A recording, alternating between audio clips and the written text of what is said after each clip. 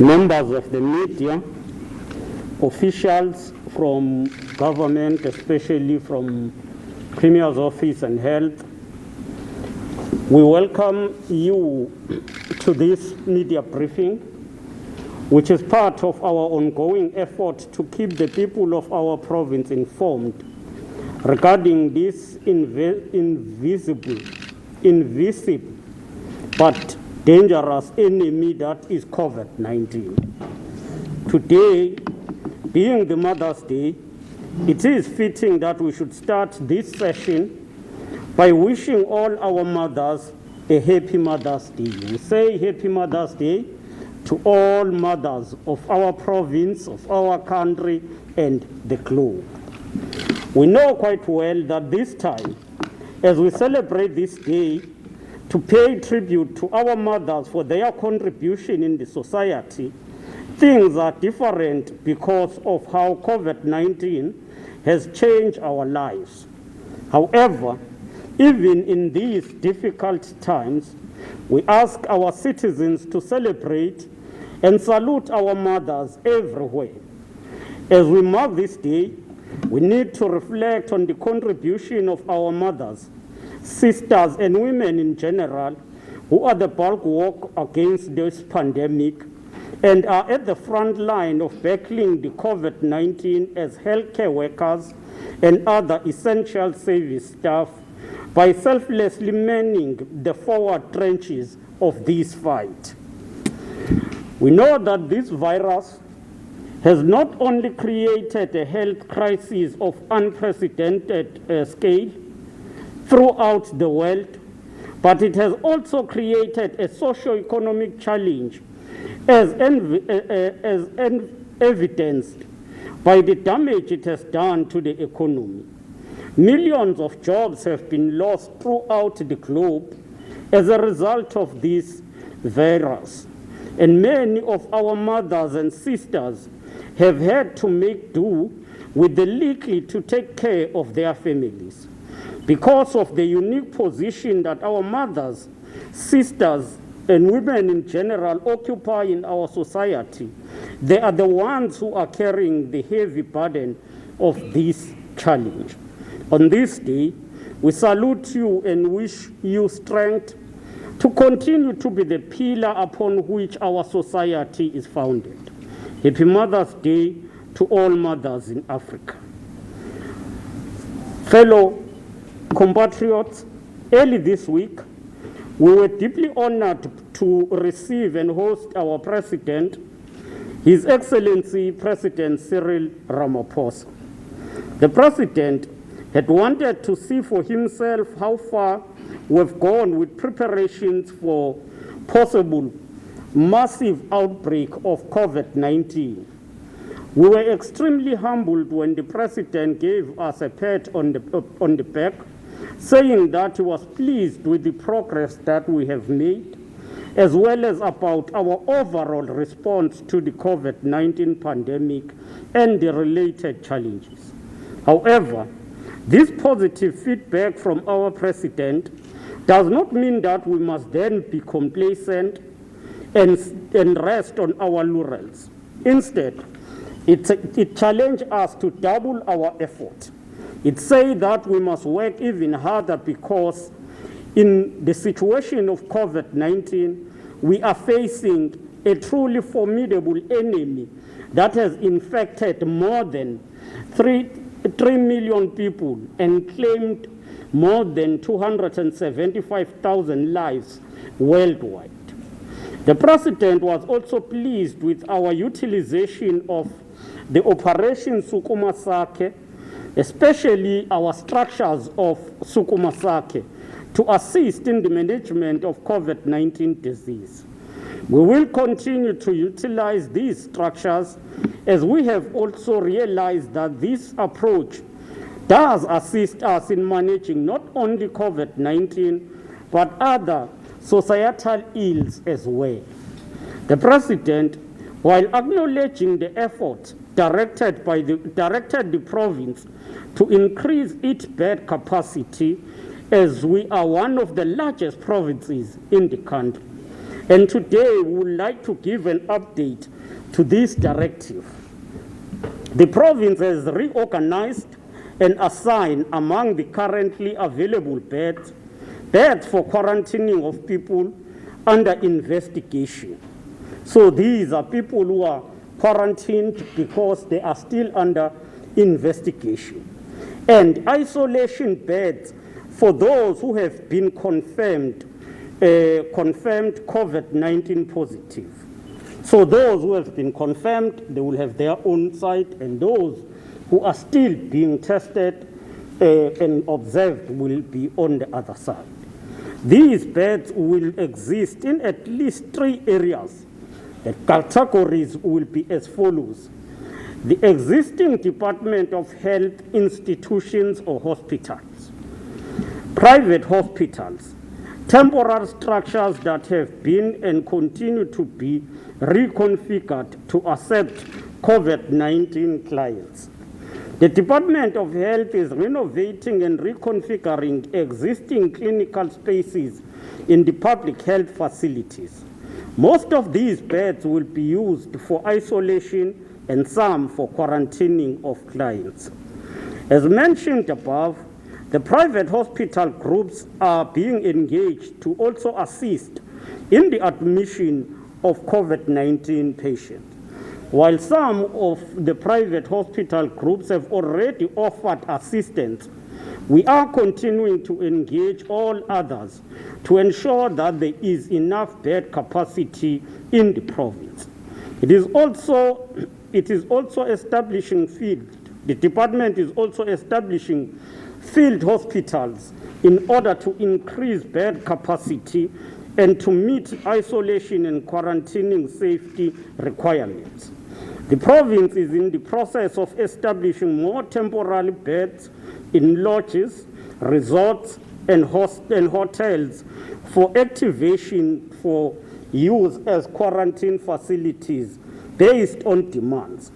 Some of these beds will be erected within the premises of the existing hospitals, and a few, like the Royal Showground beds, will be outside the hospital premises. Currently, we have 2,141 quarantine beds and 3,430 isolation beds, 66 high care beds, and 143 ICU beds. In total, this gives us a minimum of 5,780 beds, and we are now in line with the President's call, informed by the current and the future need. But we will continue to increase as and when the need prevails. In terms of further ensuring that we build more capacity, we have also engaged with KZN Ezemvelo Wildlife regarding the roping in of their facilities to further increase our capacity. These facilities can be made available within 48 hours on receipt of an official order. A number of other privately owned facilities have been offered to the Department of Health for activation, subject to access demand over and above what the department internally has prepared. In terms of the figures, of the breakdown of the figures right now, KwaZulu-Natal account for 15% of total laboratory confirmed COVID-19 cases in the country. The total number of people tested positive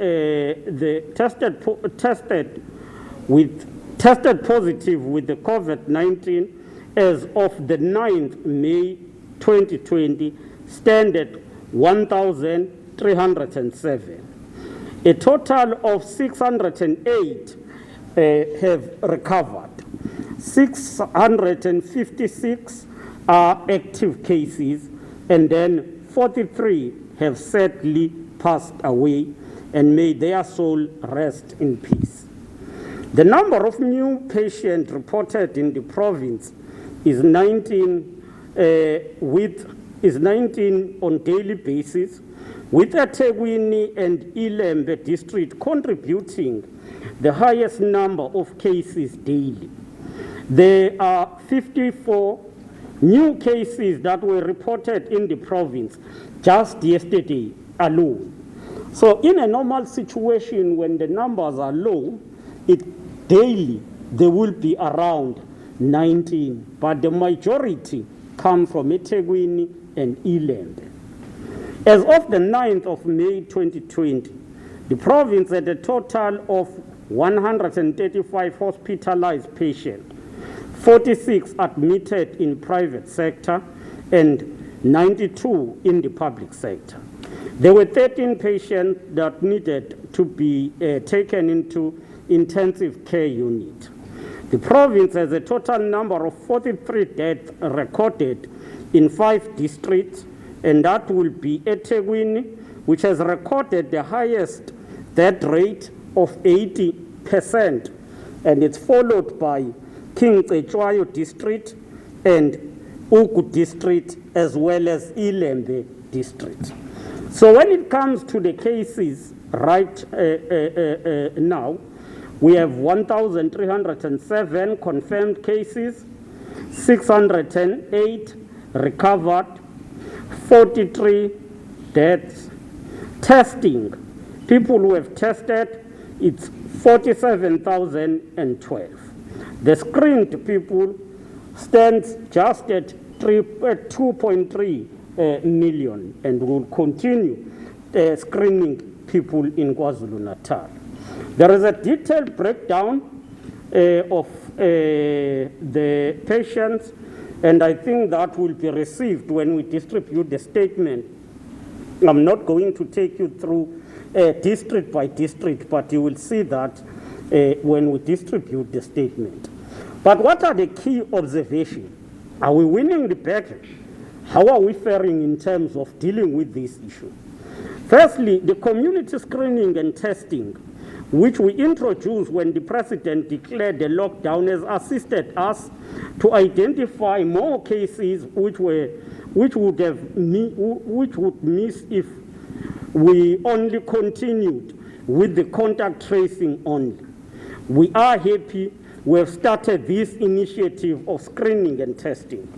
We also ensure that when there are roadblocks, healthcare workers participate to screen, and if need be, test people during the same exercise.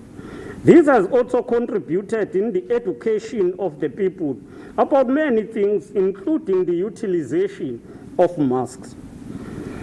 While we aim for flattening the curve, we also await a proper analysis from the scientific aspect on the progress along these lines. There is a concern, and we are concerned, that there are still people who are not listening and who do not heed the call of social distancing and other precautionary measures. We would like to encourage all people to observe these protocols seriously. Informed by the current patient load, we have adequate PPEs in stock. We are, however, preparing for a worst case scenario.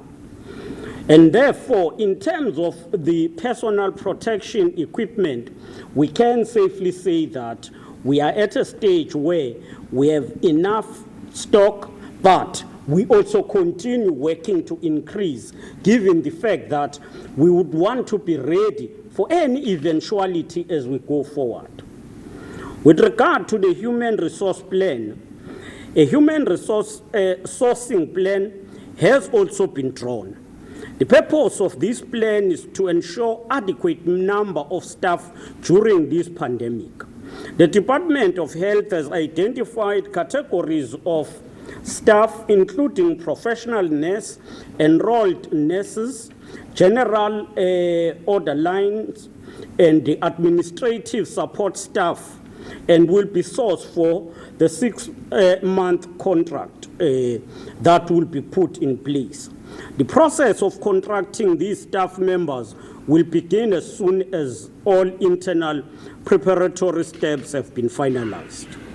With regard to alternative medication delivery strategy, the patients who are at high risk for severe COVID-19 disease will be prioritized for the dispensation of medicine outside of the healthcare settings. And these will include people over 60 years, people who have serious underlying medical conditions, people with TB, HIV, diabetes, hypertension, and others. And therefore, as well as people who live in nursing homes or long-term care facilities. So these people will be provided with their chronic medication in and around certain areas that are designated by the department. Update with regard to Justice or General Justice KZN Premier Regional Hospital. Among the development that we saw early this week was the closure of the General Justice KZN Premier Regional Hospital located at KwaZulu-Natal. This was after 16 people had tested positive in that hospital. The hospital was declared a quarantine site and an instruction was issued that it should stop accepting new patients. Hospital management, guided by the head office managers, commenced an investigation and contact tracing. Initially, 16 people tested positive for COVID-19. These were 9 mothers, 2 babies, 4 doctors, and 1 nurse. A total of 51 other healthcare workers were traced as contact and were tested. Of the 51 tested, 1 additional medical officer tested positive, leading to a total number of 2 medical officers. 12 babies and 22 mothers were tested. Of those, 8 babies out of 12 and 9 mothers, 7 doctors, 3 nurses tested positive. While measures were being put in place to disinfect and decontaminate the hospital, more staff and patients were tested. Those patients who needed a high care or a higher level of care were diverted to the other hospitals that are located in Durban, such as Eddington, Arkekan, Mahatma Gandhi, and King Edward. The decontamination of the hospital was immediately initiated, and people who needed to be quarantined and isolated were treated accordingly. Meetings between the management and the organized labor continue to take place, with the next meeting planned for the 10th of this month, which is tomorrow. Concrete decisions on these hospitals will be communicated following these engagement and other activities that are aimed to ensure that the hospital is functional, but more importantly, is safe to accept people. Opening of St. Augustine and Kingsway hospitals, it will be remembered that due to the challenges that were experienced at St. Augustine and Kingsway hospitals, these 2 hospitals had to be closed because of those challenges. Since that closure, the government, through the Department of Health, engaged Netcare leaders who are the owners of these hospitals. The executive management of the Department of Health has considered the discussions and reports submitted by Netcare, and the decision has been taken that St. Augustine and Kingsway hospitals may be reopened subject to the following conditions. 1, all regulations issued by the President of the country are abided by. 2, PPEs is issued to all staff working at these institutions. A fever clinic is in place at both of these institutions. COVID-19 training is conducted for all employees of the institutions. The IPC guidelines issued by the World Health Organization, the National Department of Health, and the Provincial Department of Health are implemented and complied with. The department will be conducting unannounced inspections to ensure that we verify that all of these conditions are followed as such. The department appreciates the open discussions held in trying to resolve the challenges faced by Netcare Limited group during COVID-19. In terms of the deaths that have been experienced in the province, we note that most of these were of elder people and of people with comorbidities. We want to encourage that elderly people and the community members taking care of or living with the elderly people and the people with chronic illness to take more care in implementing the safe precautions of social distancing, washing hands, sanitization, and use of cloth masks.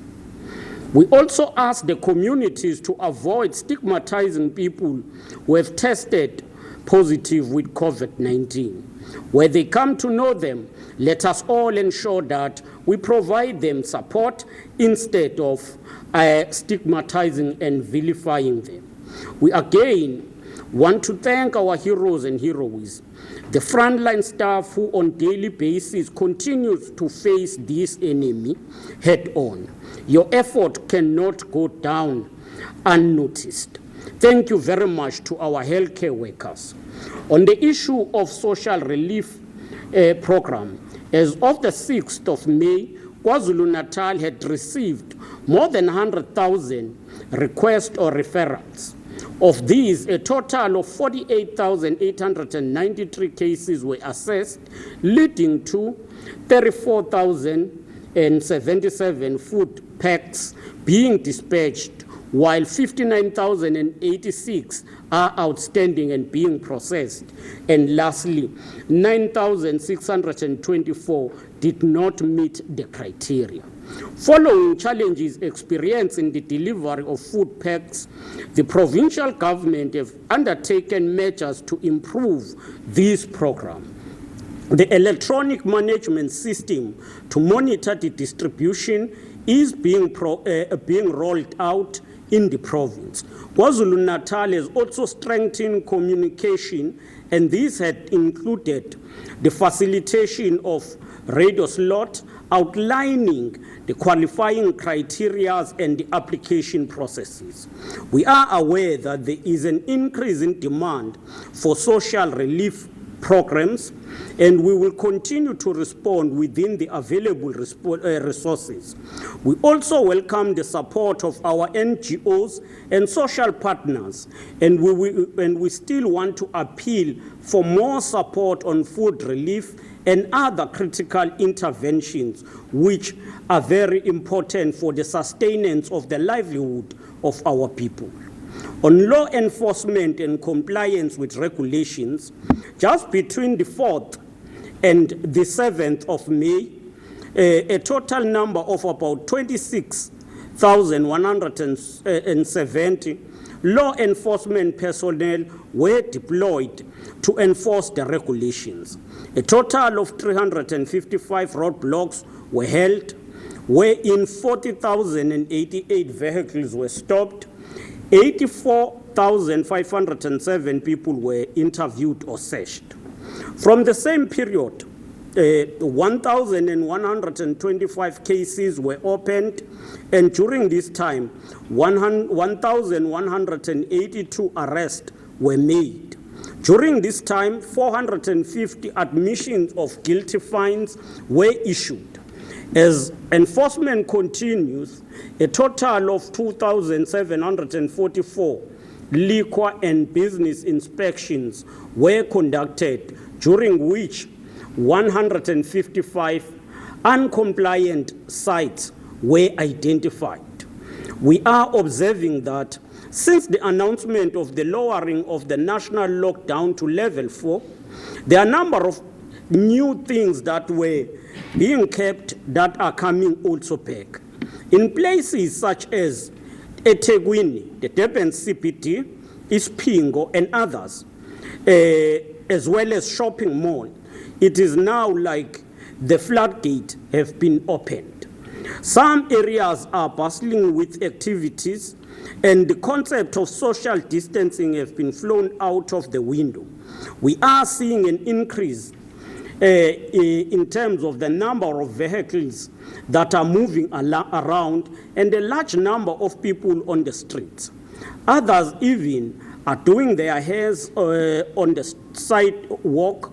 A number of people are just venturing out of homes even without wearing masks. We are also aware of some of business operators who have reopened prematurely, even though they are not yet exempted as part of level 4. We are also in possession of an information that lists a number of private firms who are acting in contravention of the regulations of level 4. We want to warn these companies, along with those individuals who are also contravening the regulations of the lockdown, that as of tomorrow and going forward, we are going to enforce the regulations, and you will feel the heat. Our law enforcement agencies, accompanied by the South African National Defence Force, will be out in full force, taking the necessary action against offenders. We want all our compatriots to be clear about one thing: we will take stringent actions. We will not be doing this as an abuse or to victimize the people, but to uphold the law so that COVID-19 can be kept at bay. So we are going to be very firm on that. With regard to economic recovery, the province has initiated the development of a holistic plan to kickstart the economic recovery process. Work streams have been established to analyze the potential sectoral impact of COVID-19 crisis and to identify sectoral opportunities and interventions. Engagement are being held with the captains of industry to directly collect valuable input from all sectors, experts, practitioners, academia, affected individuals and businesses. Findings from this exercise will find expression in the KZN Economic Recovery Plan. Business is supportive of the regulation, but of course they feel that there is a scope to allow more businesses to operate whilst adhering to the health regulations. We also want to appeal to our compatriots in the business sector not to exert unnecessary pressure on government. We understand the challenges business is going through, but there is a need to balance this with the medical and scientific advice to prevent loss of life. Councillors not adhering to protocols is one of serious things we have noted. We've noted with concern a behavior that borders on violation of COVID-19 communication. We wish to remind all our councillors that only the National Department of Health and the Minister can pronounce on new and confirmed statistics on COVID-19. We ask councillors to adhere to this protocol to avoid spreading fake news. It cannot be any councillor just wake up and announce that there is a new case and all of that. We don't operate in an uncoordinated manner or of such a nature. Finally, yesterday, in an online publication address, Isilo Samabandla Onke urged South Africans to stay at home, look after their own health, and respect the regulations of the country's lockdown, which is now at level 4. The King's call is a very important one, when you consider some of the disturbing trends that have been observed in the recent week. We are also extremely grateful to Isilo Samabandla Onke, Ubejane Pumesiqiwini, for always being prepared to lead from the front in the protection of our citizens. We invite all of us and the people of the province and the country as a whole to heed His Majesty's message. Once again, we want to say Happy Mother's Day to all. May God bless all of you. Thank you. Thank you very much. We'll quickly take questions of charity. Can I have a show of hands from colleagues? You say number one, number two, number three. Can you start in that order? And then I'll bring those questions that are coming from the colleagues that are watching via the other platforms. Can you start, Jonathan? Jonathan from Daily Maverick. I just want to ask the Premier about the feeding scheme programs the province is running. What is the current outreach? I mean, how many people are the provincial government able to reach or households each and every week? The second question on this is, you speak about the businesses and these adhering to the laws. Obviously, they face a bit of a problem. They either face imminent insolvency or they have to break regulations in order to put food on the table. Are you lobbying national government to scale down stages as quickly as possible in order for business to get going? And then lastly, the question for the MEC. You spoke about we've also heard about the private hospitals. I gather there were some investigations into those. What have they revealed, those investigations?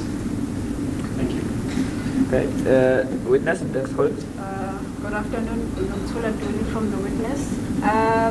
Yesterday, when the Minister of Health was releasing the latest stats, he said that Ngubundobo was one of the hotspots. I just need clarity from either the Premier or the MEC on what makes it a hotspot. Is it the infection rate, or is it because people are flouting the regulations like business as usual? The second question is on the issue of the homeless. When the lockdown was implemented, there were shelters established and the homeless people were moved there, but of late we're seeing some of them on street corners begging again. We're also seeing some new faces on some of the street corners, so we don't know whether it's new people, though the old ones are still at the shelters, and we have a new influx of homeless people coming out. Thank you. Thank you. Koga? ENCA. Premier, please bear with me. I'm going to ask you to give us the round of total figure of the cases Kwa General KZN Hospital in Waduguza. I know you gave a detailed breakdown, but I'm not good with mathematics. I'm going to ask you to give us a total number of confirmed COVID-19 cases in that hospital, including the new additions that you mentioned. Also, number two, sorry about that, you have just considered that in eThekwini, Pimwe, and other areas, it seems as if people are assuming that the lockdown is over. Are you going to be advocating for a return to the level 5 of the lockdown, because you just considered that you are concerned about what is happening in eThekwini as we speak, which is the epicenter? It's shocking when it comes to the number of people who have been arrested here. I think you said about 1,182 arrests have been made so far, if I'm not mistaken. Clearly, that means people, or some of them, are not adhering to the lockdown regulations, and the number and amount of business owners that have been arrested or that continue to disregard these regulations. I know you say from tomorrow you will be harsh, but what are you waiting for? Why is that tomorrow? Thanks. Thank you. Just to throw one last question for this round, coming from Eyewitness News. He wants to know the status of the investigation at the hospitals Kingsway and St. Augustine. Thank you. Over to the Honourable Premier. I'll take few questions, and MEC will deal with questions that are specifically related to the department and to the issues of COVID-19. With regard to the feeding scheme, we are collating information per district, and it comes from firstly the ward committees but formed in war rooms. It then submitted to councillors, it comes to the districts. Then we assess and then provide support. The overall number is of 40,000 right now. We can then disaggregate that number further. If you will want information per week, per area, we can provide that later, of course. Are we considering lobbying to scale down? No. But we would want to enforce the regulations and the understanding of our people of level 4. We are not saying let us lock the economy. No, we will not be taking that approach. But what we are saying, balance the interest of growing the economy and sustaining jobs with the interest of protecting the lives of our people. So we should strike a balance on the two. So we're not going to take that approach of advocating for lowering down or for returning to level 5. But we will enforce the regulations in as far as this level is concerned, level 4. And it should be clear that level 4 does not mean that anyone can be all over. Level 4 still stipulates clear. People must stay at home. People must not be going all around without permit. So we will want to adhere to that. I think in the same vein, let me take and answer the question from Mr. Gogdi here. It is not a matter of saying we have not been doing anything. The statistics we are presenting tells you right now that the police and our law enforcement agencies have been hard at work, working to try and ensure that we enforce regulations. And we will continue with that. And when we say come tomorrow, it is because we want to send a notice. From last week, it was like everything is opened. And people can be all over, and those who want to go to the CPD can do that. No, it's not. It is still a lockdown, but at level 4, with some sectors of the economy being allowed to operate. So that's the only thing we'll then have to focus on. With regard to homeless people, I'm sure MEC will concur with me. We have been raising this issue that homeless people were collected in eThekwini, in Moses Mapita, which is Umgungundlovu. But within a day, half escaped. And the numbers kept dwindling in the facilities where we are keeping them. And then the numbers are increasing on the other side. So it's a situation we're trying to manage. But you will know that some of them are going out because they will not get drugs when they are in these facilities. And they will not do all sorts of things that they normally do when they are out there. So that is the situation. But numbers are dwindling here while increasing on the streets.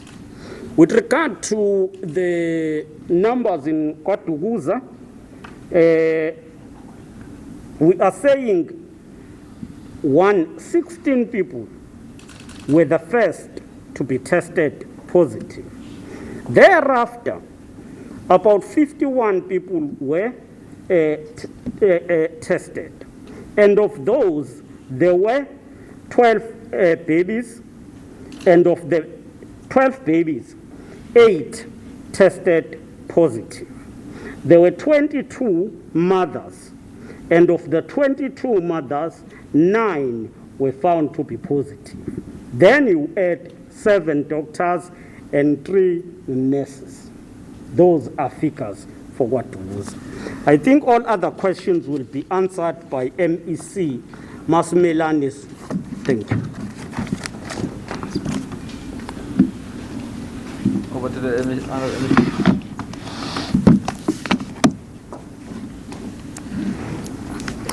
Thank you very much, Premier. Good afternoon, ladies and gentlemen.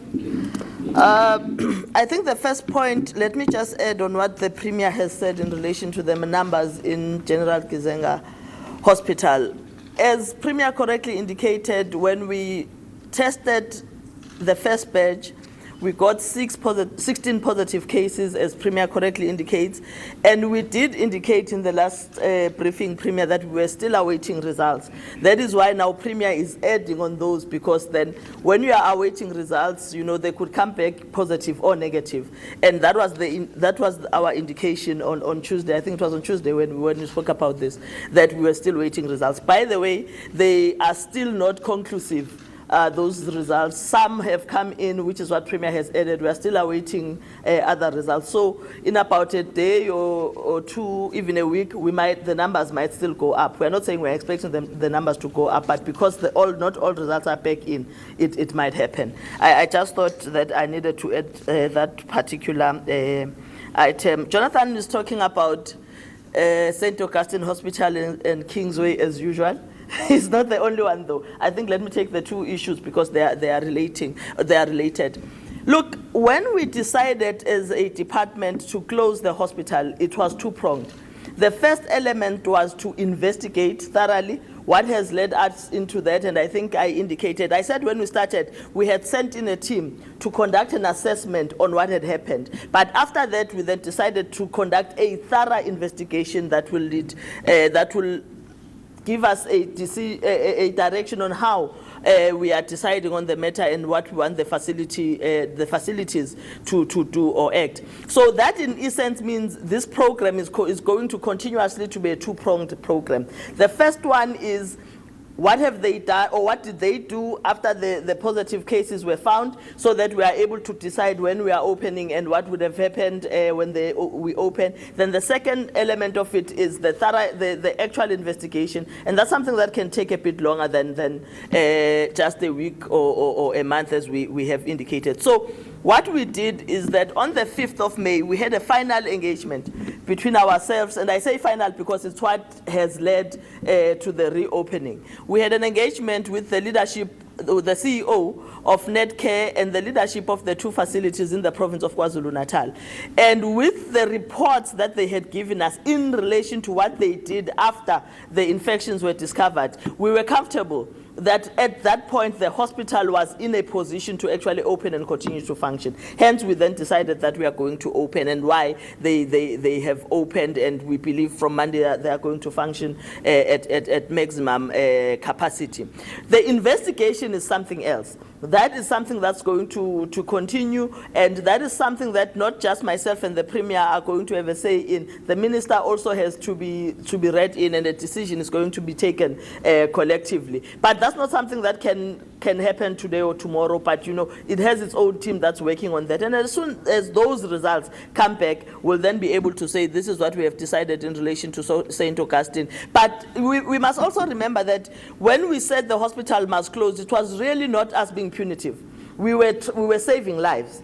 We were saving lives, and it's also what I explained on Tuesday, that how we approach the closure of hospitals or part thereof is not always the same. It depends on the extent of the virus. We need to look at how far the virus has gone. We must, implement the certain protocols, which is why you found that St. Augustine and Kingsway had to close in their entirety, because we then had to establish the extent. But I also made an example that there are other facilities where we had to close a ward, decontaminate, and then get them to open. So that process of decontaminating can take between 24 to 48 hours, and that is concluded. Then we are able to reopen and function. But the reality that we need to face is that at any given time, when you have people coming in, because in the hospitals and in those kind of facilities, because you don't know what their sicknesses or their illnesses are, you are exposing generally yourselves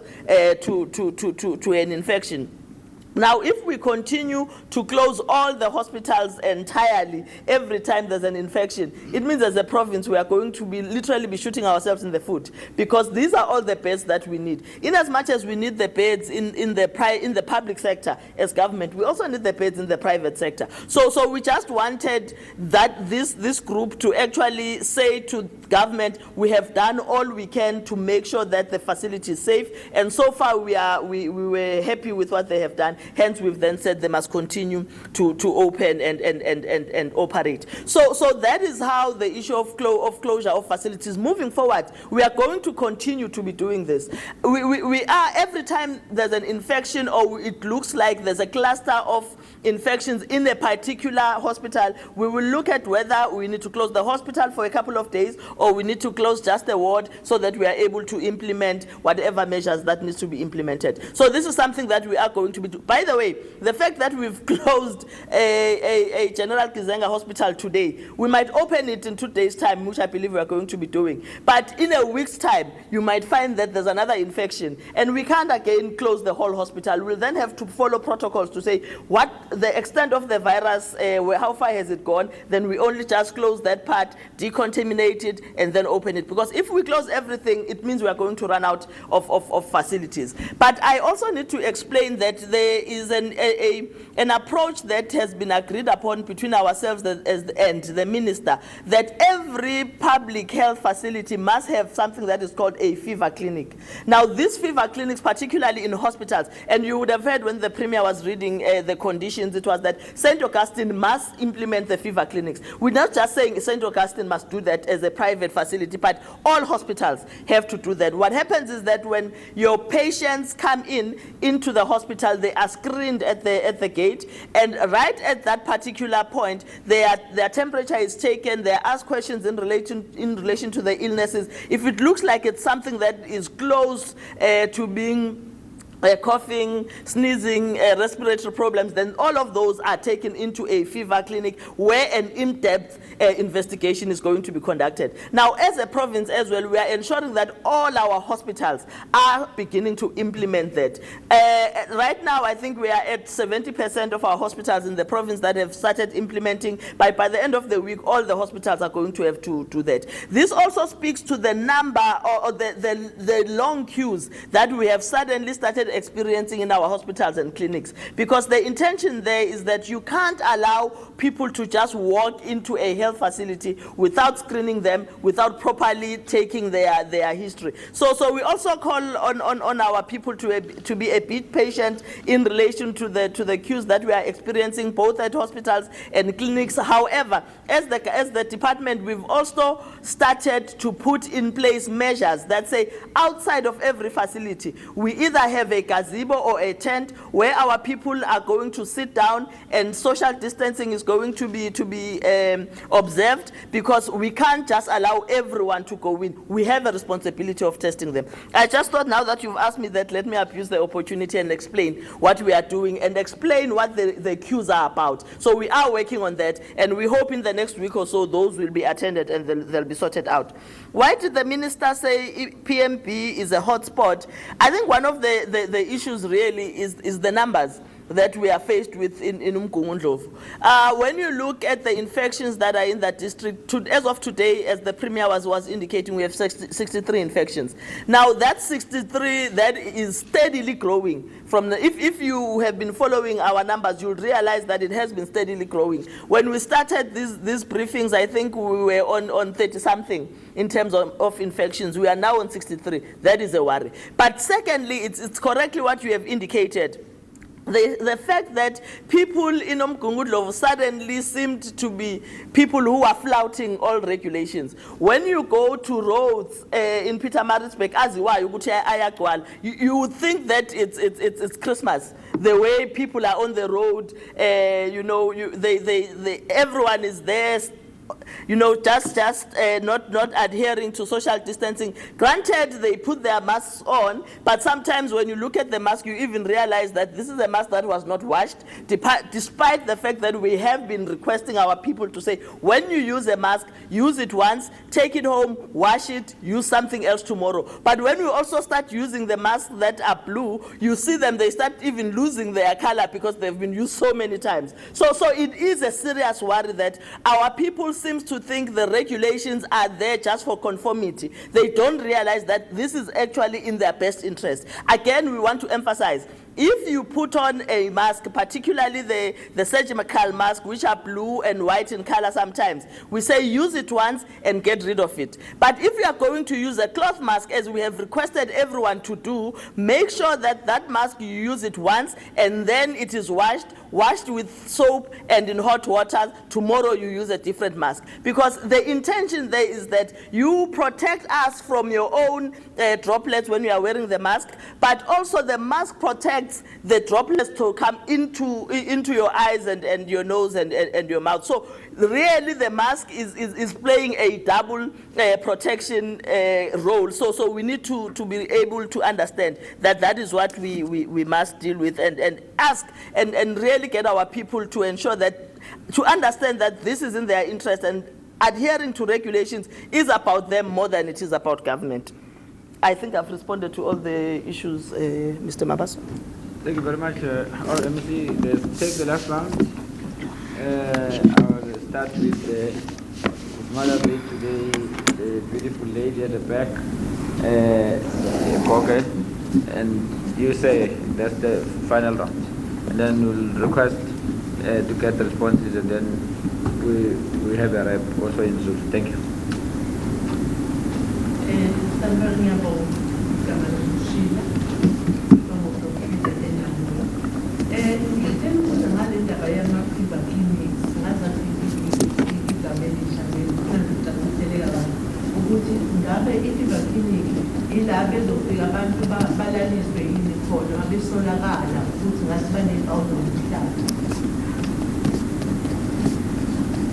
Okay. And then they are mask into eyenziwayo mhlawumbe uhulumeni ukusiza ukufundisa abantu ngendaba yamamask, ngoba ngathi iyinkinga kakhulu, iyona ebonakala ngathi iyona ezophelelisa abantu ngezifo, hhayi ne-COVID kuphela but nangezinye izifo abayile, ngoba abanye bayabolekana namamask ngoba bebona ukuthi nakho sofuneka angene endaweni edingeka khona amamask. Mhlawumbe yini ugavumenti angasayenzi ukuthi aqinise ngempela ukufundisa abantu abantu beyamamask kanini. Okay. Thank you. Mine is just a follow-up.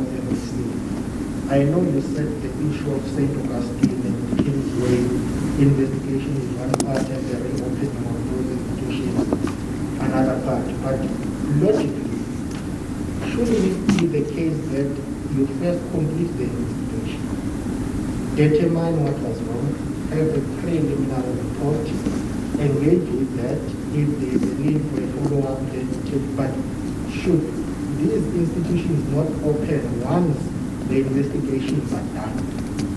Your critics claim and say you are under pressure and scared of that. That's why you are rushing, quote unquote, the reopening of these institutions. Thank you. Thank you. From the Viber FM. My question is, Premier, some of taxi operators, drivers, it's like they've mastered the points where there are roadblocks, and there are allegations that once they pass at that point, they pick more commuters, and they know where to drop them off, or they will know on the way there's no one.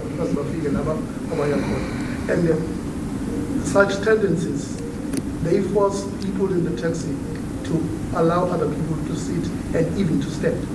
If those allegations are true, what would be the measures to ensure that you keep those people adhering to the rules?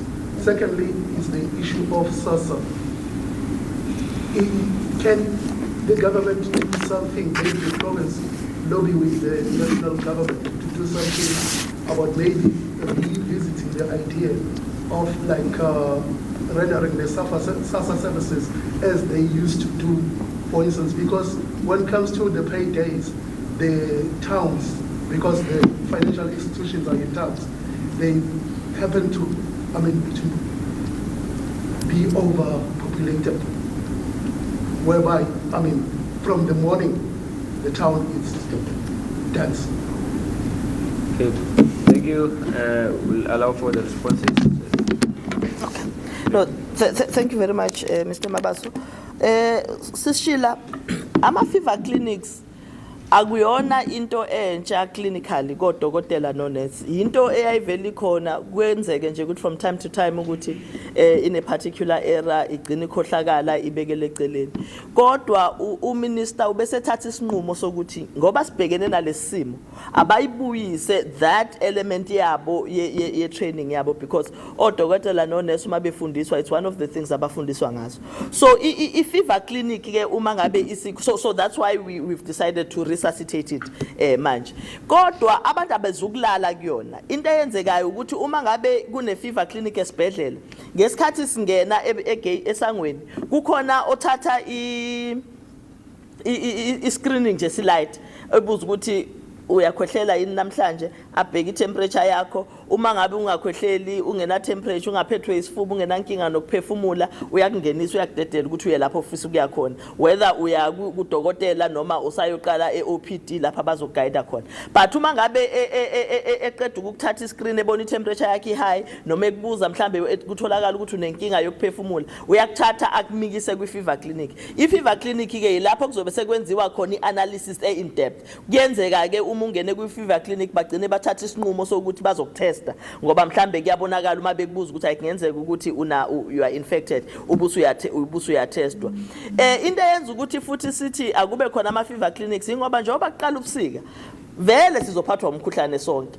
So kukhona abantu bakithi abazofika nje bephethwe umkhuhlane kodwa kugcine kubonakala sengathi lo mkhuhlane lo uyasondela kwi coronavirus. Kanti fever clinic umuntu umesehleli kahle phansi udokotela lapho noma uneso lapho uyakwazi ukuthi enze i-call noma i-analysis correct. So out of that kuma usudlulile kwi fever clinic i-decision iyathathwa by whichever clinical person okubonile ukuthi uyatestwa yini for i-COVID-19. Uma ngabe utestwa bayakutshela ukuthi shonaphi ubuye.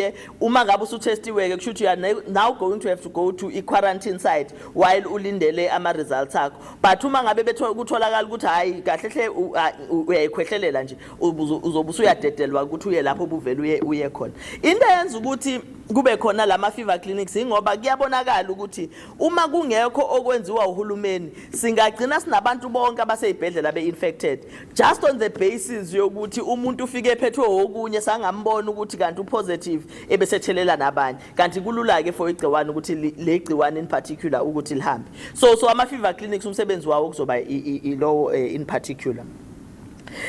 Senzani ngendaba yama mask ukufundisa abantu. No, I think we command council yokugcina sithatha isinqumo siholwa undunankulu ukuthi akube khona icampaign ezoranwa uhulumeni waKwaZulu-Natal wokukhuluma nje nabantu ngendaba yama mask asetshenziswa kanjani. Siphinde sikhumbuzana ngoba sasixoxile eqaleni, unfortunately ngenxa yokuthi sibe ne lockdown asizange sakwazi ukuthi sigcine siye ebantwini ngqo. So indlela yokuthi sikhulume nabantu iyona lesikhuluma ngayo namhlanje ama platforms afana nalawa. So sizoba nayo icampaign ezoba nalama platforms anjena esikhuluma ngokuthi mask yenziwa kanjani igqokwa kanjani, but we'll also get ubuholi bethu nabo bukhombisa ukuthi mask igqokwa kanjani yenziwa kanjani, and we'll get into the social networks sizozama nje ukungena kuwo wonke ama platforms akhona so that abantu bahlale be understand inkinga ngempela indaba ye mask. Ingakho ngesikhathi ngikhuluma earlier on ngikhuluma indaba yasemgungundlovu ngize ngakhuluma indaba yokuthi kubalekile ukuthi abantu bakithi bangayiphindi imask angaloke igqoka njalo ngoba phela kwalokho ugcina usuwena usuzi-exposer ekuguleni. Kuwesi ndunankulu siyathola ukuthi uma ngabe kiwe izitolo lezi ezinkulu okuthengwa kuzona kukhona abafowethu nodadewethu laba abahlala emgwaqweni bavele bame nje esangweni. Uthi ugogo umengena kuthiwa hayi gogo ngipha R2 ngizokurentisela. Manje uma usubuya-ke ugogo aphinde ayibuyisele lo mfana ngifike mina nami ngiwurenta u2 ngiphinde ngiyifake. So uyabona ukuthi you keep on transferring i-virus. So izinto ezinjalo esithi nasiyixoxa ihlekise kodwa ziyiqiniso and ziyi-reality okufuna sikwazi ukuthi siyikhulume nabantu bakithi bazi-understand. So sivumelene ukuthi sizoba nayo i-campaign yokurana the proper wearing a-mask nokuthi kufuna kwenziweni ngayo. Ugoge was asking about the opening of St. Augustine Hospital. Is it logical? Look, we are not worried. We have not been pressured by anyone. If you would count the amount of time that we have kept these particular facilities closed, you will realize that it's far much longer than we have done with any other facility. And the intention and the reason why it had taken us longer to actually open it was because at some point, Netcare needed to come to us as government and convince us that they have done what they are supposed to do in relation to cleaning of the hospitals. And they've done that. Now, once they have done that, then we don't have a reason for not opening. Whether we think they were negligent or not is a different matter altogether. The negligence, and that's where the in-depth investigation comes in. The negligence now is going to talk to individuals who are running the hospital, not the hospital itself functioning. So that's why I was saying that it's two different aspects to it. What they have done once the infection was found, has the facility been cleaned? Have they treated the patients as they were supposed to do? Which is what we told them to do, by the way. They've responded to that and indicated that they had done that. Why it had taken us more than a month to be able to open it? It's because we were not convinced initially that they had done what they were supposed to do. We're not convinced until they had to convince us that they had done it correctly, which includes our teams going into the facility, looking at the things that they say they had implemented. It was only then that we could allow them to open. So no, we are not pressurized, and I must be honest, we are not worried by any private businesses threatening us as government. Remember, they can't necessarily threaten us because we are the ones who give them authority. So the law says we can authorize them to run a private facility, but if we have the basis, we can also withdraw that license. It's what the law says. But you don't just withdraw a license just willy-nilly just because you think you must do it. So the investigation that is being conducted on the site is now going to talk to the conditions of the licensing, separate of how the people who are supposed to be treated by that hospital are being treated. So that's why I was separating the two and indicating that they've done what they were supposed to do in terms of cleaning, and we are happy with that. But the investigation is in depth and is continuing. There's no way that you can close a hospital for more than 3 months just because you believe that someone who's a manager has not done what they were supposed to do, when people who are actually running the facility on a day-to-day basis have proven that they've actually done the correct measure. So that is where we are. But the other element that I wish to speak to when it comes to the closing of the facilities is the issue of protocols. Remember, I said when we close a facility, we then have strict protocols that we need to follow. When you look at our own facilities, you will hardly find a facility that has been closed more than 2 weeks, purely because the people who go in are able to prove to us on time that they've done what they were supposed to do, which is something that was not done by Netcare at the beginning. Eventually they did it. So there are protocols that we follow, and the protocols that are followed for government are the same protocols that are followed for the private sector. We can't play double standards just because they are private and we are government. So that is what informed our opening of the facility, the two facilities that have been closed. I think those were my two questions, Babu Maba, so I'll hold it there. Thank you. Allow the Premier to respond and close. Thanks. I think there are two questions. will not want to speak like we know about the taxi people who try to avert roadblocks and all of that. But what we would say is that the roadblocks are necessary and will continue with them to ensure that those who goes to towns are really adhering to regulations. But what seems to be a need to deal with this situation is to improve on patrol within the townships. And we will be focusing also on that. The last question, SASSA. I think SASSA, they've been trying to move from the manual approach and move to an electronic system. And that has led to the congestion in many towns, which I think you are referring to. We are looking on that, and the department, I think we must appreciate that it was important that they go electronic. But we will need to find a way of localizing, ensure that everything is localized, and there are people, the recipient of grants, are able to get their money in an electronic way, but able also to utilize it in a very safe way in their localities. And there is a plan that as government we started. When we started with the bulk buying program and the government warehouse, the intention is to end there, is to have local retailers who will then supply there, but be able also to provide money to people who would say, I'm getting a grant and I need this amount. Then the person would be able to, using the card, and be able to get that money. So there is a plan going forward, but we are not going to put the department under pressure. We know what the department was piloting and trying to do. We support it, but we are, of course, of a view that we must find a way to localize it rather than having people getting congested in one area. Thank you. Thank you, Premier. Somebody else? No, masibonge namuhla siyafuna nje uqala ngokuthi sihalalise sifisele bonke omama usuku lo mama oluhle. Happy Mother's Day.